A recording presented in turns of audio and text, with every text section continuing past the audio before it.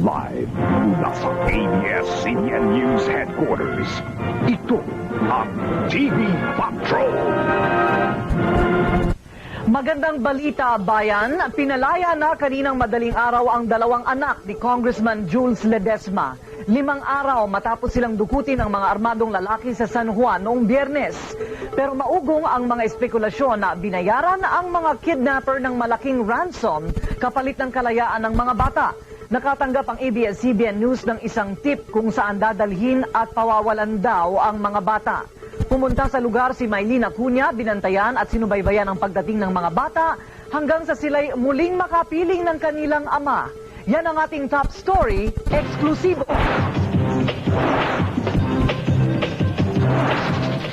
Pasado alas 13:30 kaninang umaga, nakatanggap ako ng isang tip. Pinalaya na umano ng mga kidnapper ang dalawang anak ni Congressman Jules Ledesma.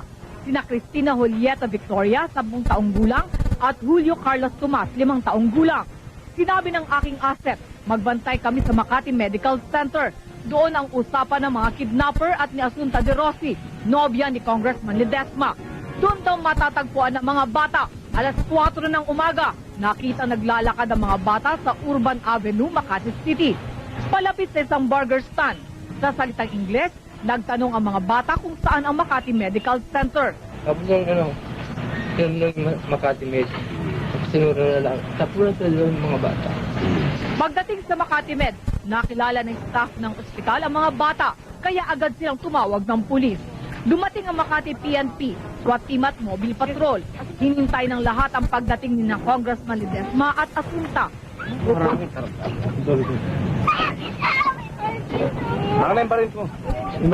Makaraan ang 15 minuto, dumating sina Congressman Ledesma at Asunta. Dumiretso sila sa emergency room kung saan naghihintay ang mga bata. Agad isinakay sa kanilang sasakyan. Sa loob ng sasakyan, mahigpit na niyakap ni Asunta na Cristina at Carlos. Kasunod ang convoy na pulis. Sinundan namin ito hanggang sa tinutuloyan nilang kondominium.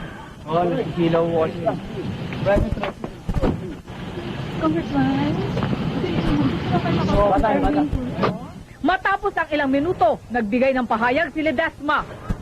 We could not reveal when it was happening, but in fact, we were cooperating the whole time with the concerned authorities. I don't want to elaborate any further. Ito lang masasabi ko. Our country right now has a tried and tested formula that works. Everything turned out well. You see, when everybody's cooperating, this is what happens. Tumanggi siyang pag-usapan kung paano nabawi ang mga anak mula sa mga kidnapper. Ayon sa aking sources, na malapit sa investigasyon, 60 milyong pisong ransom ang umano'y unang hinihingi ng mga kidnapper. Ibinaba ito sa 20 milyong piso at isang mamahaling ayaw itong kumpirmahin ni Ledesma. Marami pa rin ang naniniwala na nagbayad ng ransom money si Congressman Jules Ledesma, kaya napalaya ang dalawang anak nito na kinidnap noong Biyernes. Ito ay sa kabila ng patuloy na pagtanggi nito hinggil sa issue. Ang importante umano ay nakabalik na at ligtas na sa mga kamay ng kidnappers ang dalawa niyang anak. Para sa TV Patrol, Maylene Acuña, ABS-CBN News.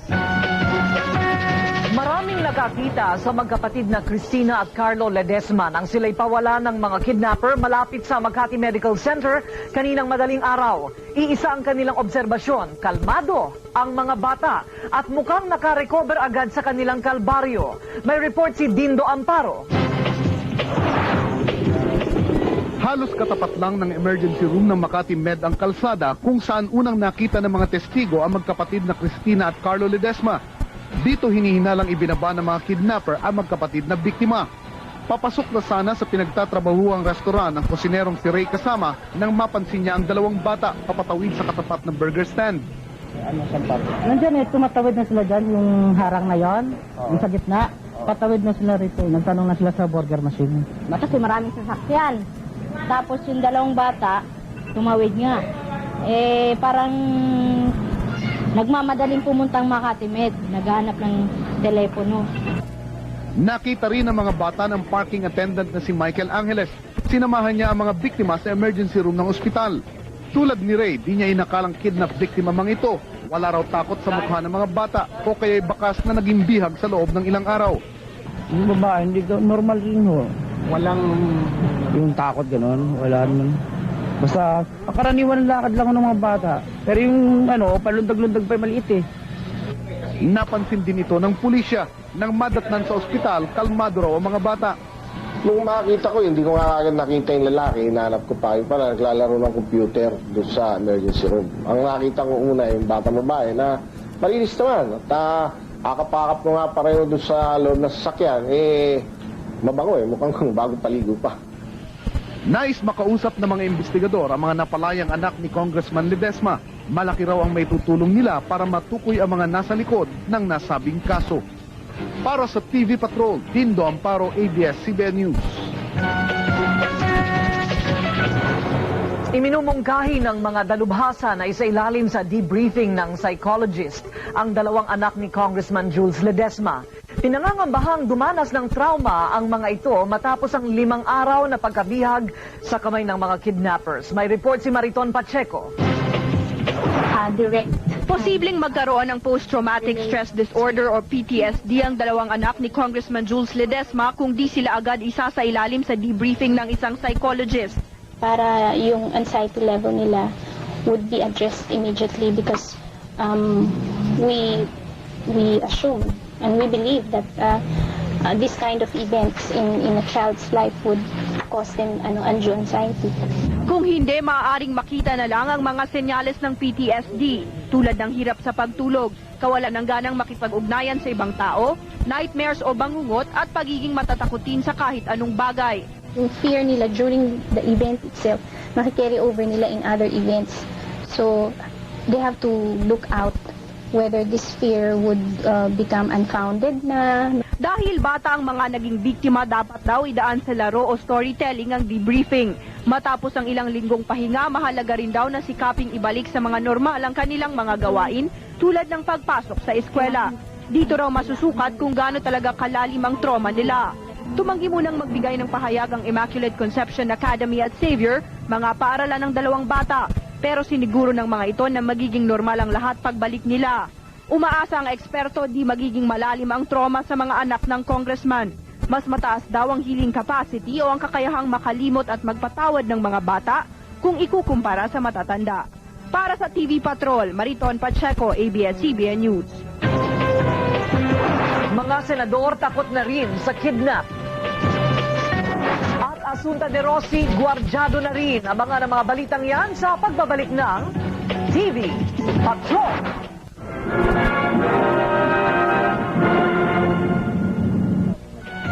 Kabado na naman ang Filipino-Chinese community dahil kabi-kabila na naman daw ang mga balita ng mga pagdukot. Pero hindi nila inaasa ang lahat sa pamahalaan. Katulong ng mga paaralan ng kanilang mga anak, nagsasagawa sila ngayon ng mga hakbang para maiwasan ang kidnapping. May report si Camila Kim. Bumalik na naman ang kaba at nerbiyos ng mga Phil-Chinese. Medyo humupa ang kidnapping nitong nakarang mga buwan. Pero kumakailan lang, sunod-sunod na naman ang mga pagdukot. Pero matagal na nga itong problema. Kasagsagan nito ang dekada 90. Dahil kilalang tao si Congressman Jules Ledesma, mas napansin ito ng mga media at ng gobyerno. Although it's very unfortunate that people will have to experience something like this, but it brings awareness to a larger community outside the Chinese. Wala nang pinipili ang mga kidnappers, Chino, Pilipino, mayaman o hindi. Lahat ay pwedeng maging biktima dahil sa problema ng kahirapan. We'd like to accuse the government na sana they make something about it. Kaya maximum security ang ipinapatupad sa mga eskwelahan ng mga Phil-Chinese. Armado ang mga gwardya, di pinapalabas ang mga bata sa gate at may curfew pa sila. Tinuturuan din ang mga bata na mag-ingat. Hindi ako mag-wear ng jewelry sa katawan. Kailangan titignan mo kung may sumusunod, magsumbong. Nais nilang kumilos pa ang gobyerno para malutas ang kriminalidad. Kundi patuloy silang mangangamba sa kanilang seguridad. Para sa TV Patrol, Camila Kim, ABS-CBN News. Nababahala na rin ang mga senador para sa kanilang sariling seguridad. Wala na raw kasing pinipili ang mga kidnapper ransom group. Lalong nangamba ang mga mambabatas ng mapaulat na ilang dating pulis at sundalo ang namumuno sa pagdukot. Ang ulat mula kay Mon Ilagan. Dahil sa nangyari sa mga anak ni Congressman Jules Ledesma, pati mga senador, nagsisiguro na rin. Mahirap na raw kung sila naman ang sunod na targetin. Kung sila raw ang masusunod, nais nilang maarmasan ang kanilang backup security ng mahahabang baril. Sa kaso ni Senador Panfilo Lacson, dating PNP chief, at umaming marami siyang kaaway, may solusyon daw dyan. Huwag magpa-high profile at magpaiba-iba ng ruta ng daraanan. Isa sa natatandaan ko doon, yung unnecessarily displaying yung wealth mo, yung kulit, kawawang baboy, masyadong nababoy, halos magkawatak-watak sa inabot na lamutak, muntik nang maging potchak. Pero bago maging yempo, eto at nakatsyempo, nang matapos ang kuyog, ngay, tulala ito, parang nakadrog. Ako'y nababa, pagkapiling kita. Mga bata dito, di sanay magpulbo, pero dahil sa fiesta dito, ayan, ang gwagwapo.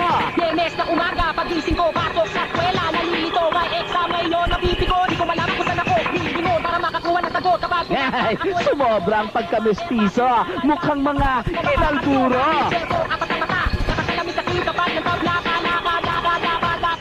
Balik tayo sa sayawan. Talaga naman, bigay na bigay ang mga kadalagahan. At siyempre, may majorette. Ngay, di naman. Anong sinabing lukaret? Majorette yan. Medyo retired. Ay, ang cute ng costume ni Inang. Paru-parong bukid. Made of banig. Cute naman. Cute oh. Ngay. Pero Inang, bibig nyo, pakitikom na lang. Ako'y kinikilabutan. Baka sabihin uso dito ang aswang. Pegit bawang.